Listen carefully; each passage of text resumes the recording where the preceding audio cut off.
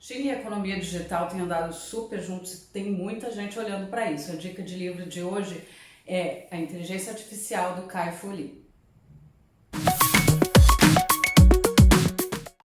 Hoje muita gente que olha para a China, olha para a sua economia digital, as empresas, né, que estão atuando nesse nicho, nesse caminho. É um nicho, na verdade, que cada vez mais transforma empresas em unicórnios, que são aquelas que valem mais de US$ 1 bilhão, enfim. Aqui no Brasil a gente tem uma grande empresa chinesa, a 99, né, que foi adquirida pela Didi. A 99 se transformou na primeira unicórnio brasileira e ela é 100% da Didi, que é uma empresa bastante parecida na China, onde ela inclusive adquiriu o Uber chinês, né? A operação da Uber na China hoje em dia faz parte do portfólio da Didi, e a Didi aqui no Brasil, a 99 é Didi, tem muita tecnologia, tanto a empresa mãe chinesa quanto a filial aqui no Brasil trocam tecnologias, trocam ideias. É claro que esses mercados acabam tendo muita adaptação local, enfim, mas há uma sinergia super grande.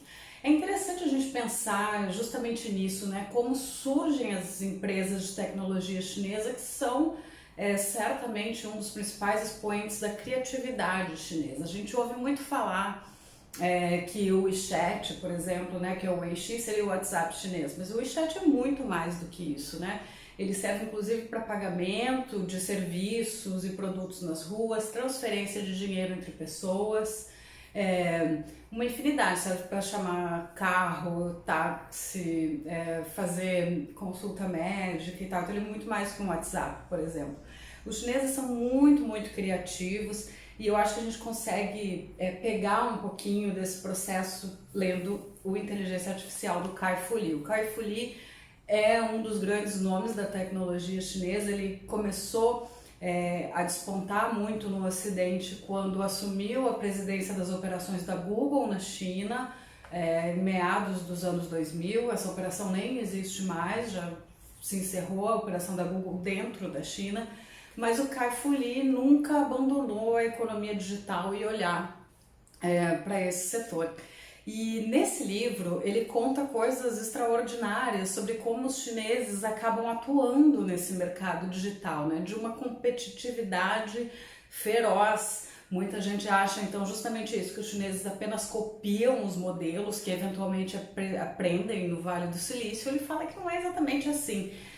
Até porque, e aí esse é um ponto legal que eu acho que ele levanta no livro, que super recomendo, é que várias das empresas estrangeiras, quando tentaram entrar na China, não conseguiram, e não se tratava exatamente de uma barreira de língua ou de regulamentações do país, pura e simplesmente. Faltava muito entender o consumidor chinês, as necessidades desse mercado, né? Então ele fala que os chineses são muito bons nisso, eles entendem como ninguém o mercado chinês, o que é bastante óbvio. E aí, dentro dessas características de buscar entender esse mercado, ele fala em alguns aspectos que eu acho fenomenais, assim, que as empresas chinesas que regulam, aliás, que atuam, né, nesse mercado digital, muitas vezes na economia compartilhada, por exemplo, eles não são apenas plataformas que fazem esse intercâmbio entre o serviço e o usuário, mas eles efetivamente ajudam as pessoas que atuam nesse serviço.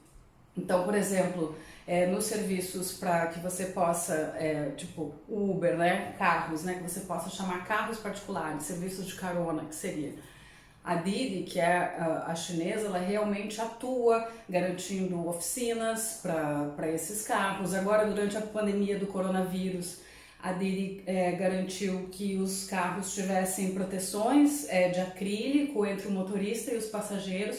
Quem colocou foi a empresa Didi, quer dizer, ela fornece muito mais, ela vai para o mundo offline, né? Ela garante alguns serviços e alguns processos que vão impactar diretamente no trabalhador, em quem está trabalhando. E eu acho que quando ele começa a contar um pouco dessa lógica da economia digital chinesa e como ela se diferencia das de outros países, é que eu acho que o livro ganha muito. Ele conta um pouquinho da sua experiência particular. Ele foi vítima de um câncer que ele superou depois, então o livro traz tudo isso, mas eu acho que um segundo ponto bem interessante que eu queria frisar rapidinho aqui antes de a gente terminar, é quando ele fala, né, a China sempre tenta melhorar sua imagem ante o mundo, né, através do soft power, né, que seria esse poder brando que abrange as mensagens da China, né, sua cultura, música, cinema, mídia. Mas é justamente com a economia digital, com essa tecnologia que surge tão vibrante dentro da China, que a China conquista o maior soft power, né? Muita gente tem ido olhar a China e perceber a China, que movimento é esse que tem acontecido lá, tão vibrante, tão forte, tão importante, que é uma evolução, é uma revolução, afinal, digital, né? Então, eu super recomendo esse livro, porque eu acho que ele traz lições muito importantes desse mercado. E se a gente parar para pensar, é muito mais interessante a gente olhar para a China, pensando aqui em Brasil, do que olhar de repente para outros mercados, né? Porque são países de tamanhos continentais, com alguns desafios semelhantes, também são países em desenvolvimento, então muitas das ferramentas, dos processos, do que eles criam na China pode ser sim aplicado aqui no Brasil, ou servir pelo menos como um referencial, como uma inspiração para os empreendedores aqui no Brasil. Então, fica a dica.